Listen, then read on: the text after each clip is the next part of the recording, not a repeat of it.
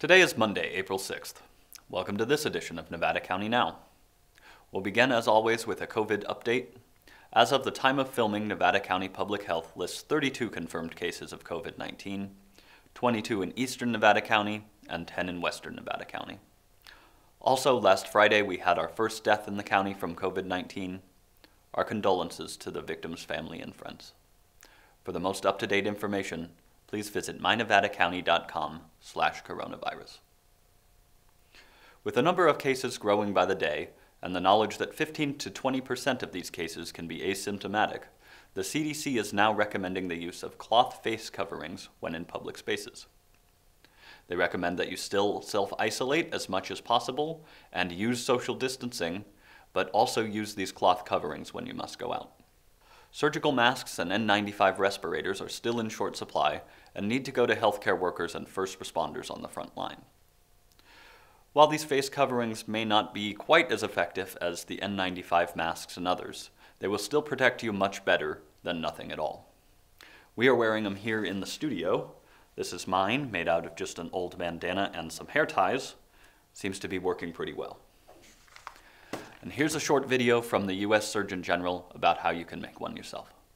Here's how you can make your own face covering in a few easy steps with items you can find around the house, like an old scarf, a bandana or a hand towel, or you can make a face covering out of an old t-shirt. Fold it to the middle from the bottom, fold it to the middle from the top, fold it again to the middle from the bottom, and again from the top, and then 2 rubber bands. One on one side and one on the other side. Then you fold either side to the middle and you have yourself cloth face covering.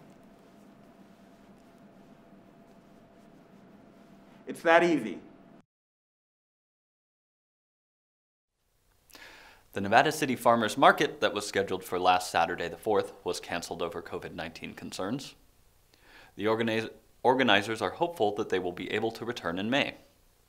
They said, "We will be putting all our energy into making our May markets as safe as possible so that you can get the produce you need to stay healthy."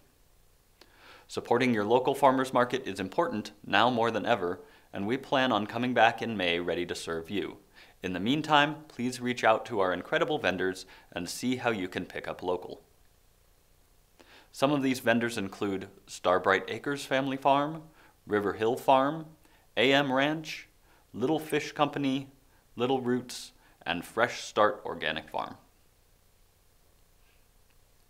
With the pandemic raging all over the globe, some malware authors have developed malware that destroys infected systems either by wiping files or rewriting a computer's master boot record. At least 5 malware strains have been detected, some distributed in the wild, while others appear to have been created only as tests or jokes.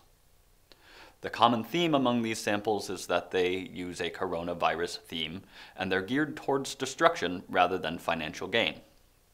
It might seem a bit weird that some malware authors create destructive malware like this, but it's not the first time that this has happened. For every financially motivated malware strain that security researchers discover, there's also one that was created as a joke.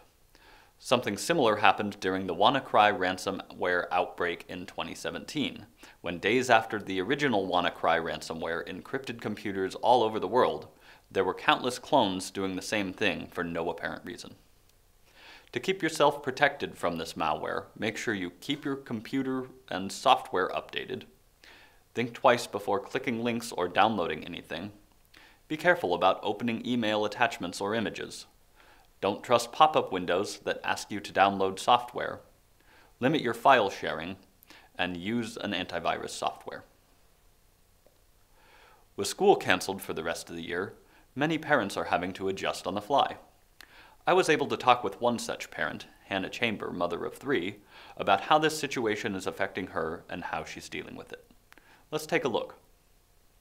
I'm Hannah. I have grown up in Grass Valley. I was born here and I moved away and came back a lot, but I graduated from NU, class of 2001. Whoop-de-doo. My kids are 2nd, 4th, and 8th graders. So right now I have the 2nd and 4th grader here with me and the 8th graders with his dad in Auburn. and he's pretty much self-guiding his homeschool journey. But I do have a little bit of experience homeschooling from my first one when he was in kindergarten. I did unschooling at that time. So this is not totally new to me, but it's been a long time. So how has this situation affected you and your kids? Well, as I understand it, all the schools are handling it differently. My little ones are in Bell Hill, and their teachers have sent home a bundle of their things, and different teachers have done different things to kind of guide us. But the message that I'm hearing the most is just take it easy, no pressure. That's all well and good, but also these little guys are trapped in the house all day, so we're kind of looking for things to do to stimulate them. And the biggest challenge, I would say, has been the interpersonal parts of it. You know, the family is stuck in the house together 24/7, and you know, personalities and the way that we handle things in our normal day-to-day isn't the same. So the biggest ready to learn, even to think about doing school at home, it's taking care of our basic emotional needs first. That's been our priority. And here's a dog.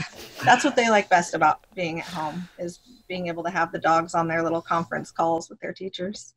How are you communicating with your children's teachers?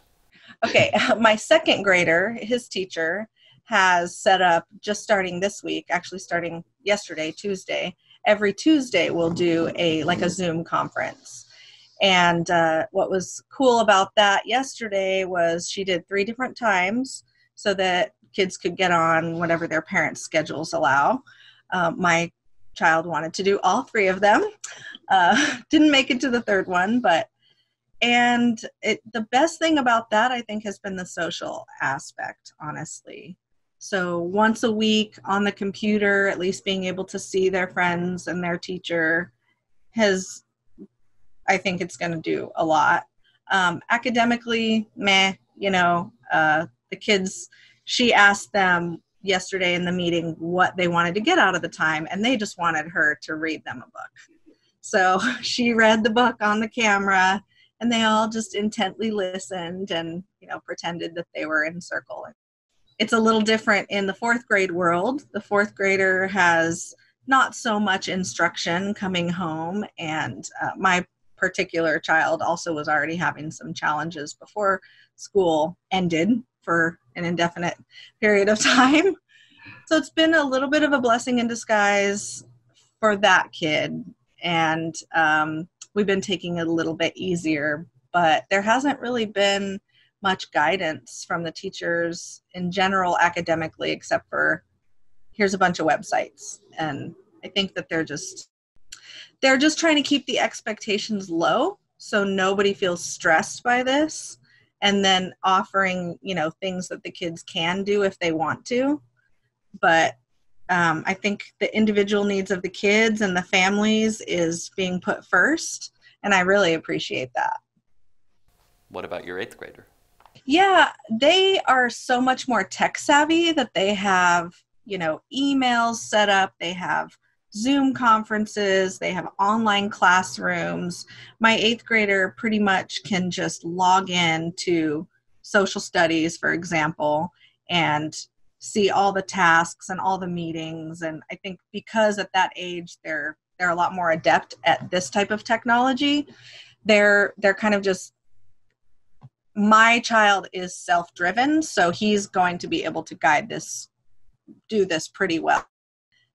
Every kid's different, like I said, but they seem to have a lot of infrastructure in place at Gilmore. So Lyman Gilmore, that's where he goes. Would you say the adjustment's been more difficult for you or more difficult for your kids? It was harder for me at first, the first week or two, because I was also working, and now we're all stuck at home together all the time, and I don't get a break. Mom doesn't get a break, and mom is the one that they go to for everything. So I would say it's harder for me, but this week has been maybe a little harder for them. Like maybe I've adapted and they're starting to get really like stir crazy, cabin fever, ants in the pants. You said they're getting a little stir crazy. What types of things are you doing to keep them active? Yeah, well, it depends. I really try to follow their moods because I'm a pick my battles kind of parent, and I am not going to spend a lot of extra energy trying to force an activity. If they're not into it, we'll just wait until they are into it usually. But we've been trying to find places to go together as a family that are outside, and that's getting increasingly more difficult. So honestly, just walking around our own neighborhood, they have a basketball, they can shoot hoops, and if it's an inside day because it's raining, we might turn on YouTube and have a dance party, or we gotta get really creative. How aware are your kids of the situation? They interact on like YouTube, they watch YouTube, they play Xbox with other people around the world, TikTok, those kind of media outlets. They're not on social media, none of my kids are, but they are seeing information and they're asking about it. If they don't understand it, they'll ask me about it.